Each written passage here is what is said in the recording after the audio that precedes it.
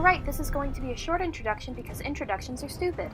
This video only covers seasons 1 through 7, season 8 is not out yet, there will obviously be spoilers, and there is a trigger warning for literally anything in Game of Thrones.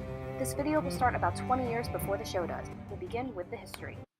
This is Westeros. There are 7 kingdoms in Westeros. They are the North, Iron Isles, Riverlands, Vale, Westerland, the Reach, Crownland, Stormlands, and Dorne. Let's do that slower. First, there's the North, with the capital at Winterfell. Let's go there. This is Doune Castle in Scotland. Scenes in Winterfell are shot here and in Castle Ward, Northern Ireland. Usually there would be a lot more snow. So this is Game of Thrones. Who has the throne here? Boromir. Ned Stark. He is the focus of season 1. Okay, Ned has 3 siblings. Brandon is named after Brandon, who built a wall and died. And then Brandon died. Benjen is a successful man. He is first ranger of the Men of the Night's Watch. Lyanna Stark was pledged to be married to Robert Baratheon from the Stormlands, but then this other guy, Rhaegar Targaryen from the Crownlands, decided, I'm gonna plow her. Except Rhaegar Targaryen was already married to Elia Martell of Dorne. This meant that the Martells, Baratheons, Targaryens, and Starks all got really mad really fast, hence Robert's Rebellion! Ned Stark's father, Rickard Stark, died in battle. Lyanna Stark died in childbirth. Rhaegar Targaryen died in battle. Elia Martell and her 2 children, Rhaenys and Aegon Targaryen, killed by Jaime Lannister from Westerland. Jaime Lannister also killed Rhaegar's father, Aerys Targaryen. Oh yeah, except Aerys Targaryen was the king! This makes Jaime a Kingslayer. Except nobody actually cared, really. Aerys was bat crazy. He was called the Mad King.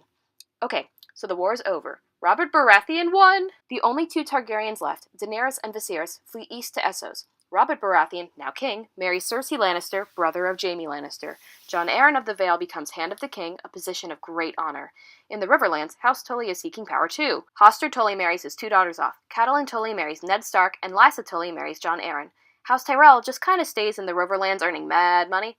The ruler is Mace Tyrell, but he is controlled by his mother, Olenna Tyrell, the best roaster in all of Game of Thrones. The city has been made brighter by your presence. The city is made brighter by my presence. Is that your usual line, Lord Varys? You here to seduce me? Though I rather think it's all for naught. What happens when the non-existent bumps against the decrepit? Question for the philosophers. But you've come mincing all this way for something. So? Might I sit? No. I could have chosen a better clip. Alright, it's almost time to return to the north, where Ned Stark and his family live in Winterfell. But before they leave, he and Catelyn decide to take a ward from the Iron Isles as punishment for their support of Aerys Targaryen. In an move not to be killed, Balon Greyjoy offers up his only son, Theon Greyjoy. Now we can go back home. Rickard is dead, Brandon is dead, Lyanna is dead, and Benjen is gone, and it looks like it's just Ned, Catelyn, and Theon. They do have one son together, Robb Stark. Ned Stark journeys to King's Landing, f***s a milkmaid, as far as we know, and fathers Jon Snow. He comes home with a baby who is his, but not Catelyn's, and Catelyn is pissed. The couple then have 4 more legitimate children together, Sansa, Arya, Bran, and Rickon. We rejoin Daenerys and Viserys in Essos. Their only goal is to return to Westeros and reclaim the 7 kingdoms. However, they have very different ideas of how that should be done. I would let his whole tribe f*** you. All 40,000 men and their horses too, if that's what it took. Luckily, she only has to marry one man, Aquaman. Sorry, Jason Momoa. Sorry, Khal Drogo. At their wedding, Daenerys is gifted with 3 dragon eggs and meets Ser Jorah of House Mormont, who brought shame to his family by leaving, coming to Essos, and serving at Daenerys' side. He stays for a long time. Songs and histories from the 7 kingdoms. Fast forward a little bit. And Daenerys and Khal Drogo are now, air quotes, madly in love, mostly because he does stuff like this. A crown for king.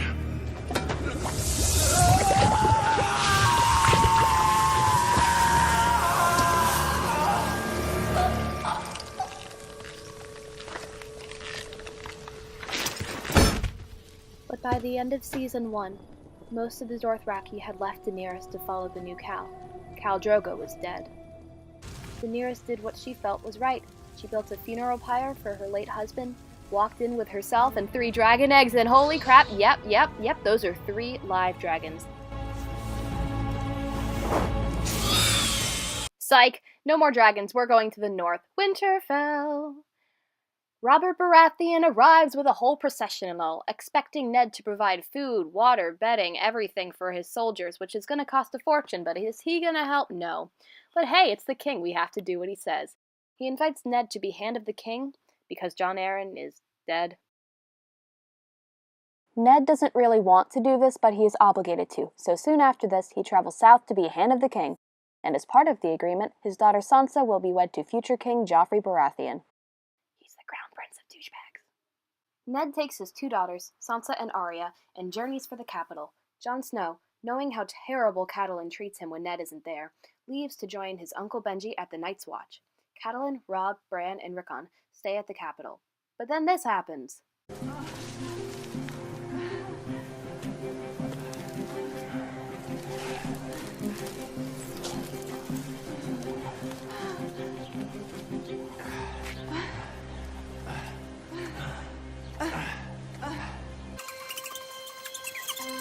He saw us!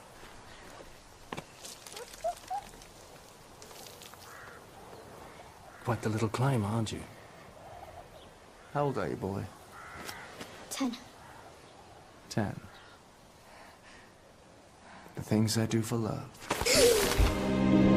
Bran winds up paralyzed and unable to remember who hurt him. Catelyn is convinced it was Tyrion Lannister. So she takes him to her sister Lysa of the Vale, where he gains his freedom in a trial by combat. Fight!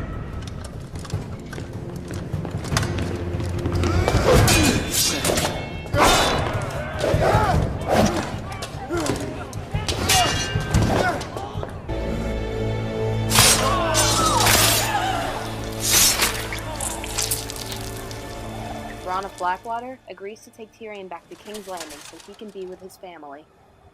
By the way, the real-life filming location for this is Dubrovnik, Croatia. That's what I'm showing you now. Pretty, right? But now is a terrible time to go there. King's Landing is in turmoil. Robert Baratheon died in a hunting accident, and Joffrey Baratheon ascended to the throne. This annoys Ned Stark, who knows that Robert Baratheon's dying wish was for Ned Stark to take the throne until Joffrey came of age. I was never meant to be a father.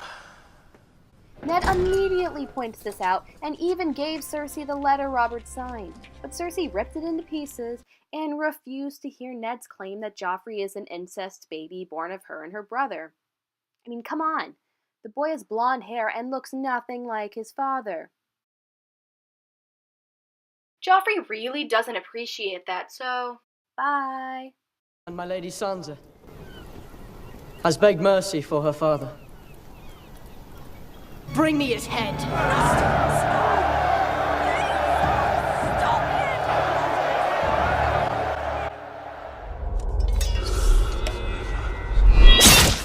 Yeah, we're skipping ahead a bit. Try to keep up. With Robert Baratheon's death, the Seven Kingdoms are unsure if they actually want to follow Joffrey Baratheon, who, by now, people are actually pretty convinced is Joffrey Lannister, so let's commence the War of the Five Kings. Robert Baratheon has two brothers, Renly and Stannis Baratheon. They both want to be king. Renly is far more honorable than Stannis, but Stannis has him killed anyway in Season 2, Episode 5. Negotiate a peace with your brother. Negotiate with Stannis? You heard him out there. I'd have better luck debating the wind.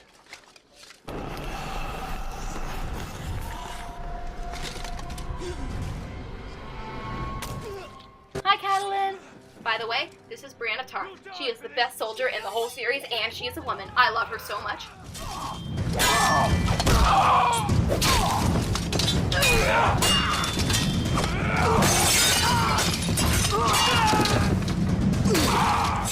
With Renly dead, there are only 3 kings left to challenge Joffrey. Stannis Baratheon, Balon Greyjoy, and Robb Stark. Please bring my terms to your son.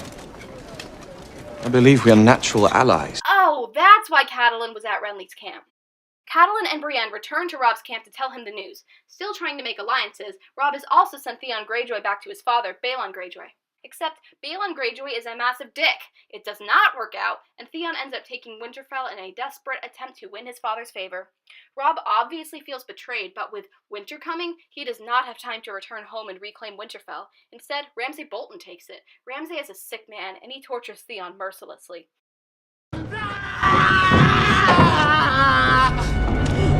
The only good news to be found here is that Bran and Rickon are alive. They are heading north, and Bran has started seeing visions.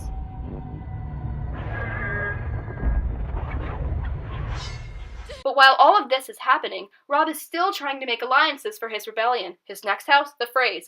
They control Riverrun, a small area in the Riverlands. They control this bridge.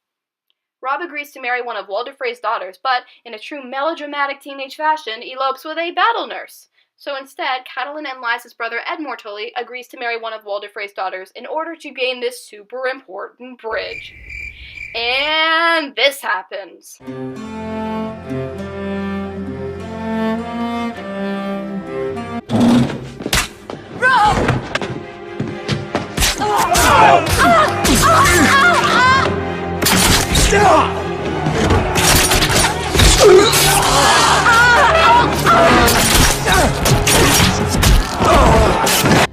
On my honor as a Tully, on my honor as a Stark, let him go, or I will cut your wife's throat.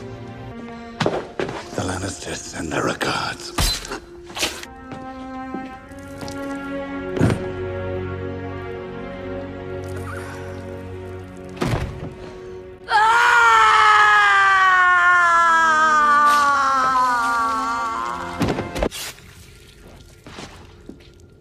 So who's left in the War of the Five Kings? With Renly and Robb dead, there are only two kings left to challenge Joffrey, Stannis Baratheon and Balon Greyjoy. Except Balon Greyjoy basically spends the entire show sitting on his ass and doing nothing. He's a Greyjoy. Watch yourself. I've made my decision. And I've made mine. Stannis actually takes action, but he's really bad at it.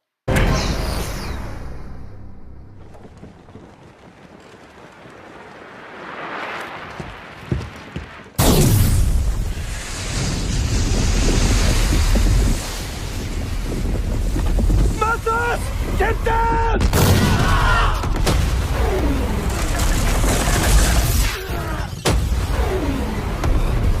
Well, that was a bust. Maybe he'll try again. In the name of Renly of House Baratheon, I, Brienne of Tarth, sentence you to die. I bet it will be Balon Greyjoy! And the storm, brother. The first storm and the last.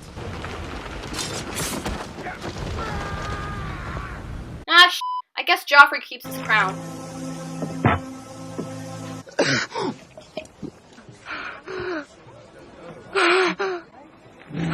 He's choking! Calm the poor boy! Don't touch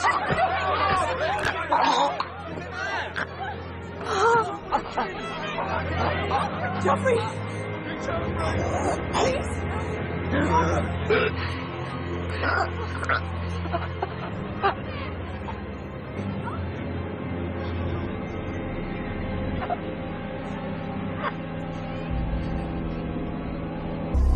He poisoned my son.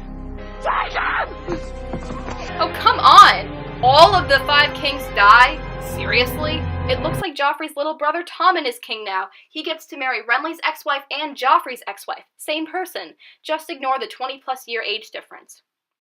Want to hear something crazy? That's only a third of the plot line. We still need to follow what the rest of the Starks are up to. We know that Ned, Catelyn, and Robb are dead, Theon has been captured and tortured by the Boltons, and Bran and Rickon have traveled north. But what is happening with Jon Snow, Sansa, and Arya? And what about Daenerys and Essos? What's up with her?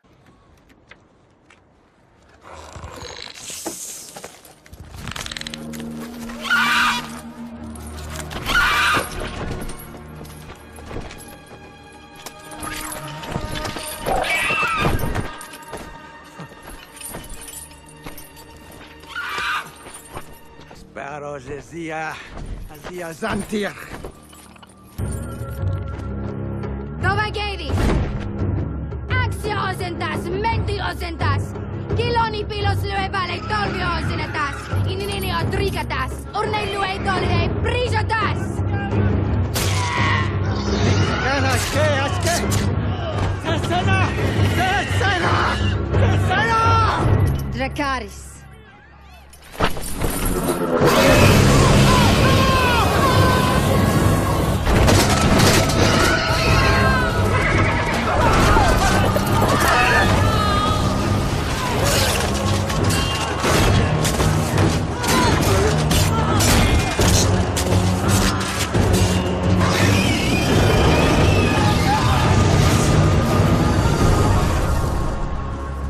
Whoa! By the end of Season 3, Daenerys has taken the ships and Unsullied from Astapor, freed hundreds of thousands of slaves in Yunkai, and met Daario. By the end of Season 6, she has gained control over all of Meereen and the entire Dothraki horde. And Tyrion defects from his family. Peter Dinklage has got a beard now! I love beards! Tyrion becomes Daenerys' Hand of the Queen. I guess he didn't like being sentenced to death for the murder of Joffrey. He didn't kill him. Tyrion did actually kill his ex-girlfriend Shae and his father, but those deaths really fucked him over emotionally. I am your son, and you sentenced me to die. You knew I didn't poison Joffrey, but you sentenced me all the same. Why? Enough. You shot me. You're no son of mine. I am your son. I have always been your son. Varys smuggles Tyrion out of Westeros and to Meereen, where Daenerys is. Also, between Seasons 3 and 4, Daario changes actors for some reason. Comment below which Daario you think is hotter. So that's Daenerys. Let's see how Jon Snow is doing. He joined the men of the Night's Watch. Oh my god, okay, I finally get to explain the Night's Watch. Okay, watch this. This is Westeros. This is the Wall. This is the North. No, not the North. The Northern North, where there are giants and wildlings and children of the forest and Ygritte. You know nothing, Jon Snow. Anyway, so the men of the Night's Watch are in charge of defending the Wall from wildlings like Ygritte and White Walkers. There are many deaths, including the half-death of Jon's uncle Benjen. He turns up to save Bran, who went beyond the Wall to further his wide-eye magic skills. Jon Snow eventually becomes Lord Commander of the Night's Watch. This means that he controls the whole operation. Meanwhile, his best friend Samwell Tarly, son of Randall Tarly and brother of Dickon Tarly, meets a wildling girl named Gilly. She has a son, who she names Sam, after Sam, but he is not Sam's son. Anyway, Jon, as Lord Commander of the Night's Watch, one of the first things he does is allow the wildlings to cross through the Wall and join Westeros. He believes that having the wildlings on their side will make it possible to defeat the White Walkers. Unfortunately, a lot of people disagree.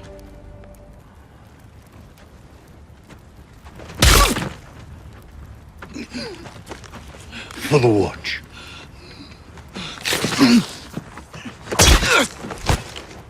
For the Watch. For the Watch. For the Watch. For the Watch.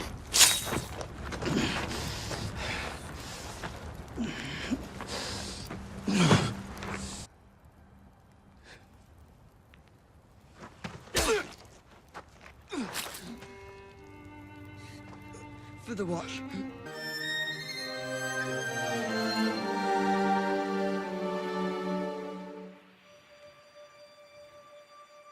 So that's Jon. Let's see how Sansa is doing. Oh my goodness, Sansa is doing terribly. No, please! First, she was engaged to this monster. This one's your father. This one here. Look at it and see what happens to traitors. Then Marjorie took him from her. Thank God. Your Grace. My sister Marjorie. Her husband was taken from us before. She remains innocent. I would ask you to find it in your heart to do us the great honor of joining our houses. Is this what you want, Lady Marjorie? With all my heart, Your Grace. I have come to love you from afar. So instead, she was forced to marry Tyrion Lannister. One heart, one soul, now and forever. Until, of course, Tyrion was accused of poisoning the king and their marriage was annulled. Then, Peter Baelish, who was old enough to be Sansa's father and was actually deeply in love with her now-dead mother, decides to rescue Sansa. He takes her to the Vale since her aunt is queen there. Sansa is arranged to be married to her cousin, Robin, the breastfeeding child who's somewhere between the ages of 8 and 13. Uncle Peter! But first, this conversation. They made you marry that filthy troll. They did. They made us both. Lord Tyrion didn't want to. I don't believe that for a moment. Did he force himself on you? No, we never. Good. And Baelish marries Lysa, making Baelish Sansa's uncle. There's a relatively uneasy peace until...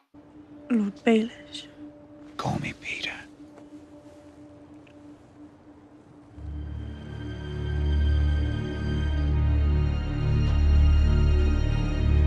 What happens to people who stand between Peter and me? Look down! Look Lysa! I have only loved one woman. Only one. My entire life.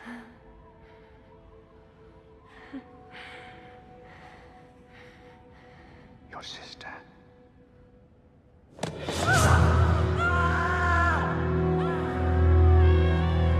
Super quick, here's a family tree to clear some of this up. So by claiming that Lysa's death is an accident, Peter Baelish is able to take control of House Arryn and the entire Vale with it. He then decides that Robin is not worthy of marrying Sansa, so Baelish takes his now niece Sansa back to Winterfell, where the Boltons have control. He arranges it so that Sansa will be married to Ramsay. Yes, the Bolton symbol of power is a man upside down on a cross. Remind you of anyone? Oh my. Let's return to Peter Baelish and Sansa Stark's travels. Hey look, it's Brienne of Tarth! Lady Sansa, before your mother's death, I was her sworn sword. I gave my word I would find you and protect you. I will shield your back and keep your counsel, and give my life for yours if need be. I swear it by the old gods and the new. It's a shame that Sansa turns her down. Sansa marries Ramsay, and sadly, this is the result. Theon, wait. Not Theon, milady. Reek. Help me. Do what he says. Do what he says or he'll hurt you. He already hurts me every night.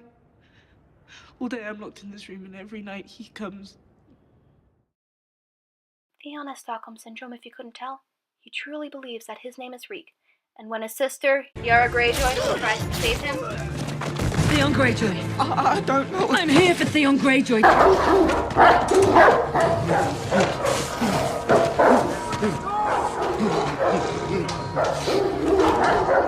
We're going home.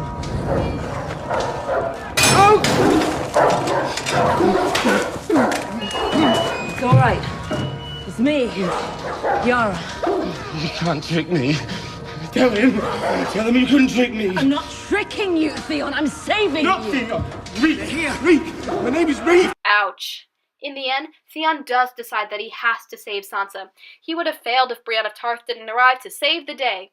Theon decides to go back to the Iron Isles to find his sister, and Sansa, along with Brienne, decide to go to the Wall to look for her half-brother, Jon Snow.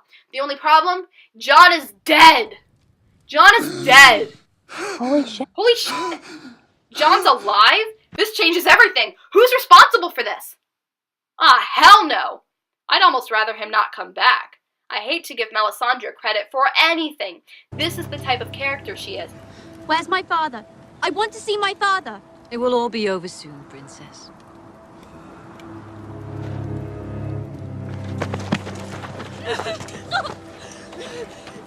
It's what the Lord wants.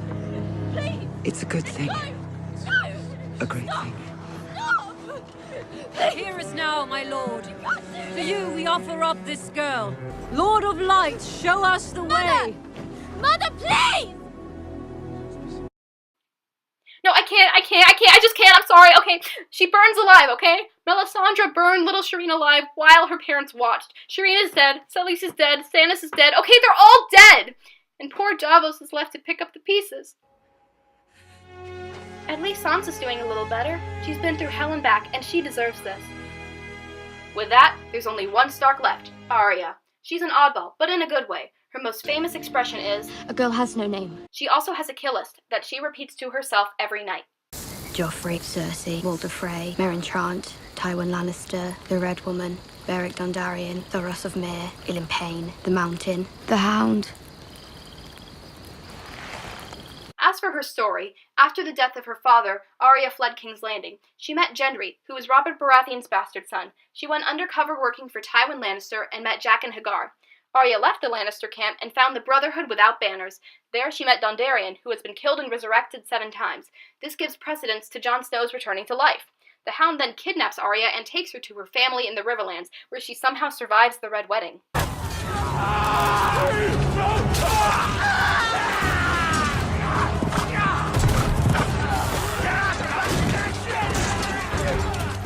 The Hound then re-kidnaps Arya and takes her to her Aunt Lysa in the Vale. When they finally reach the Vale, this happens. Arya Stark, niece of your Lady Lysa Arryn. Then I offer my condolences. Lady Arryn died 3 days ago.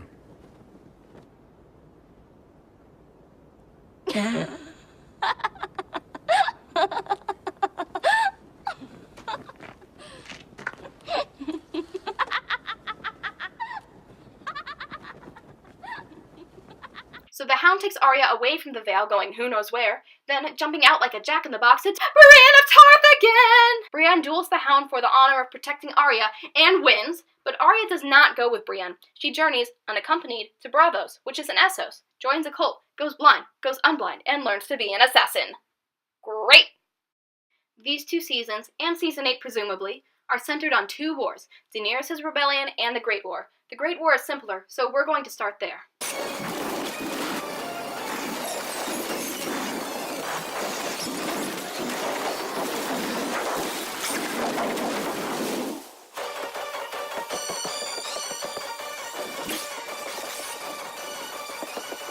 The White Walkers will be fighting the entire North, including the men of the Night's Watch, Jon Snow and the Northern Houses, and the Wildlings, and Daenerys' entire army, including...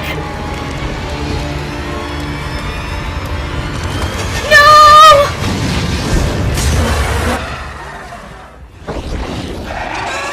2 dragons.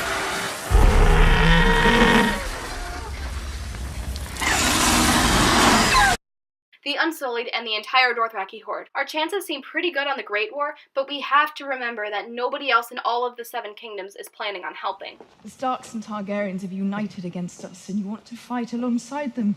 Are you a traitor or an idiot? You pledged our forces to fight our common I'll enemy. say whatever I need to say to ensure the survival of our house. You expect me to trust the man who murdered our father?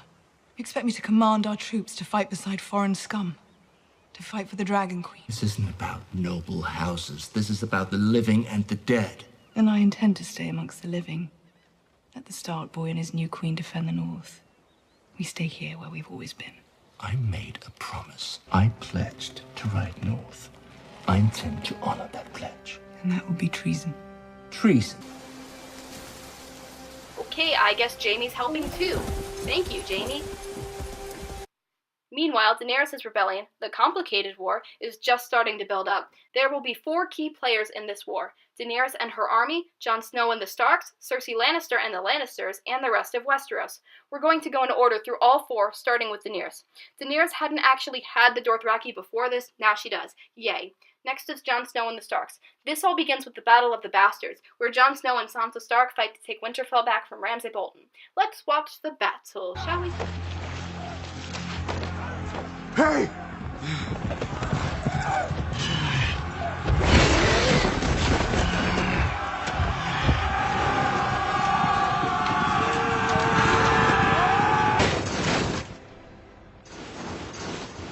Jon Snow was only able to enlist the help of the Wildlings and a couple hundred soldiers from the Northern Houses. It looks like they're going to lose. But then Sansa Stark comes to the rescue! She convinces her uncle and cousin, Peter Baelish and Robin Arryn of the Vale, to send several thousand soldiers from the Vale to fight, and...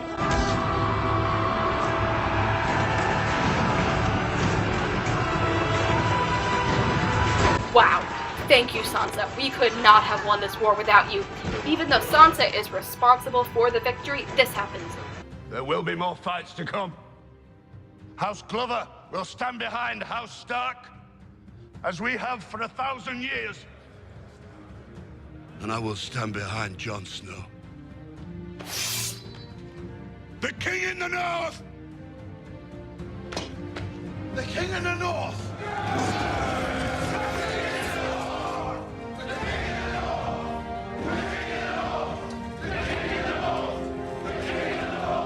Hurrah for Jon Snow! You really don't deserve it, but that's okay! Meanwhile, in King's Landing, Cersei Lannister is having a really rough time. By now, the entire kingdom knows that she cut her hair and had sex with her brother Jaime. They had 3 incest kids together: Joffrey, now dead, Tommen, who is king of Westeros and married to Margaery of House Tyrell, and Myrcella, who was poisoned by the Martells in Dorne. This man is the High Sparrow. He represents the religion of the 7-pointed star. This is the main religion of Westeros. We can literally see a 7-pointed star above the Iron Throne where the king sits. One dreadful day, the High Sparrow decided that he had had enough of Cersei Lannister, the incestuous sinner. He put her on trial for her sins, and this was the result.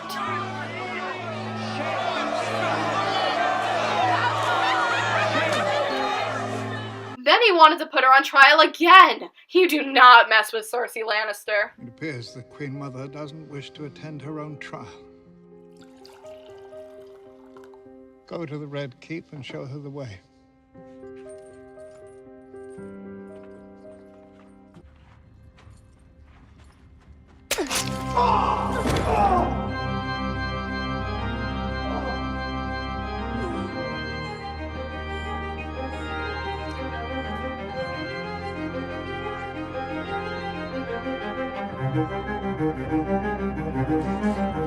What are you doing?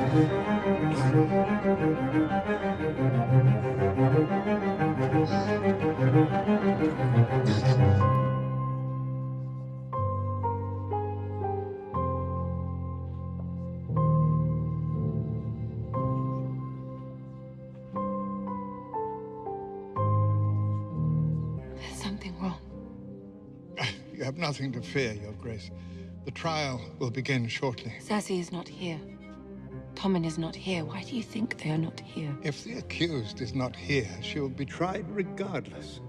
We cannot escape the justice of the gods. Forget about the bloody gods and listen to what I'm telling you. Cersei understands the consequences of her absence, and she is absent anyway, which means she does not intend to suffer those consequences. The trial can wait. We all need to leave. Let me through.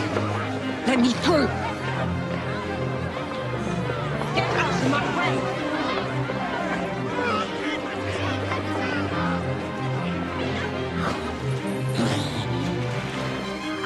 Let us through.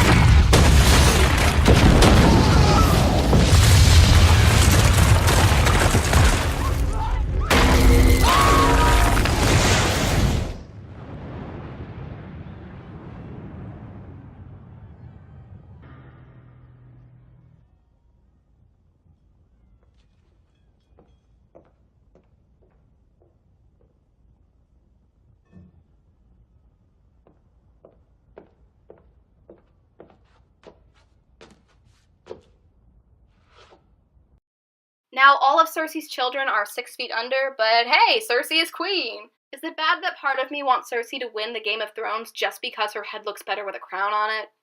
Of course, her head looks way better off her shoulders, but that's not the point. As for the rest of Westeros, we really need to go over the politics. It's super important. But I find that it's good to save the best for last, so let's watch this just as important clip first. You stand accused of murder. You stand accused of treason.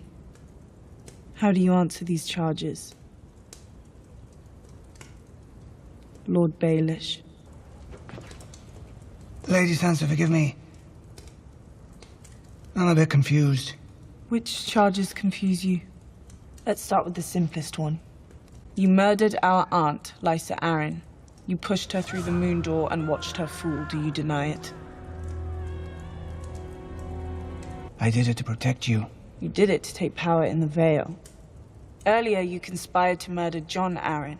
You gave Lysa tears of Lys to poison him. Do you deny it? You had Aunt Lysa send a letter to our parents telling them it was the Lannisters who murdered Jon Arryn, when really it was you. The conflict between the Starks and the Lannisters, it was you who started it. Do you deny it? You conspired with Cersei Lannister and Joffrey Baratheon to betray our father, Ned Stark.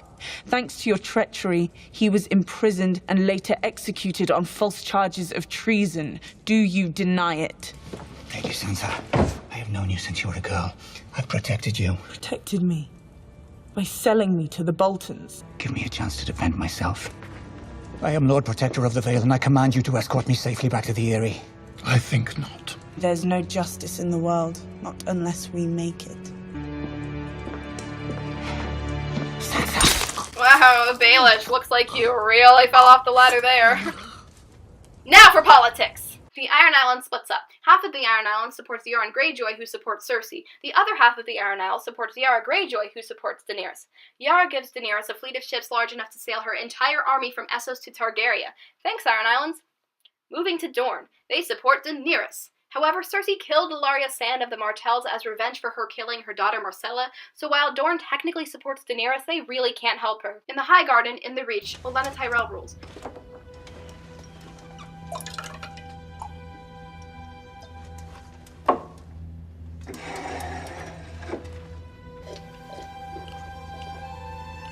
Tell Cersei. I wanted to know it was me. She supports Daenerys, but Jaime Lannister stole all of her gold and killed all of her soldiers, so the Tyrells won't be supporting anybody anytime soon. In the Stormlands, the Baratheons rule. The only major Baratheon left is Gendry, and he is one man fighting for Daenerys. The Lannisters controlled all of Westerland from Casterly Rock until Daenerys and the Unsullied took it. The Freys controlled the Riverlands, but Arya already killed literally everybody there on her way from Braavos back to Winterfell. But you didn't slaughter every one of the Starks. No. That was your mistake. You should have ripped them all out, root and stem.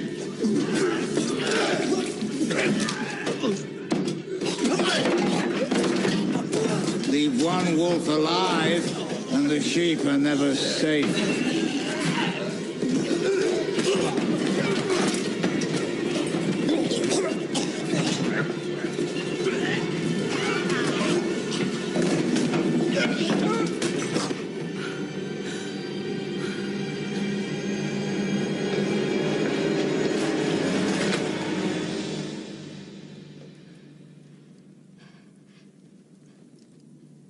When people ask you what happened here, tell them the North remembers.